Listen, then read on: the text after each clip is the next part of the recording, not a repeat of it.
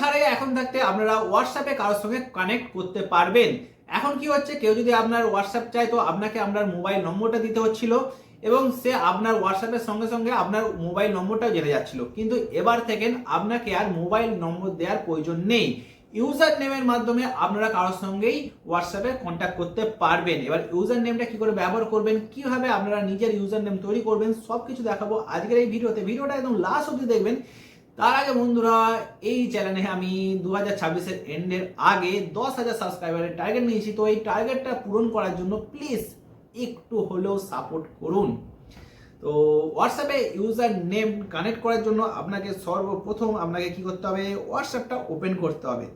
তো একটু ওয়েট করো, আমি হোয়াটসঅ্যাপটা একটু ওপেন করছি। তো হোয়াটসঅ্যাপটা আমি এখানে ওপেন করে নিচ্ছি। হোয়াটসঅ্যাপটা ওপেন করার পর এই যে দেখতে পাচ্ছেন উপরে 3টে ডট আছে, এই 3টে ডটে আপনাকে ক্লিক করতে হবে।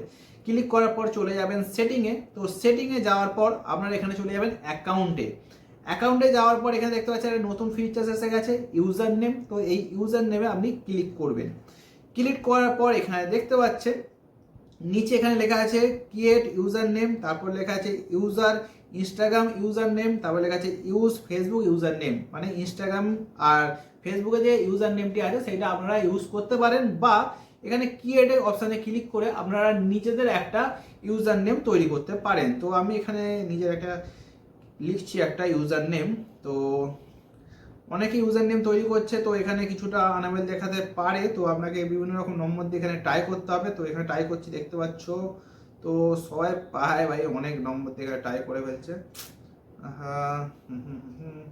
তো সাজেস্টে এখানে দেখতে পাচ্ছ, সাজেস্টে ক্লিক করলে এখানে একটা ইউজার নেম আমাকে সাজেস্ট করেছে। তো আমি এটা পরেও চেঞ্জ করতে পারবো। এখন আপনাদের দেখানোর জন্য এটাকে আমি এখানে সেভ করছি। তো জাস্ট এখানে আমি সেভ করে নিলাম। দেখতে পাচ্ছেন আমার এখানে ইউজার নেম তৈরি হয়ে গেছে।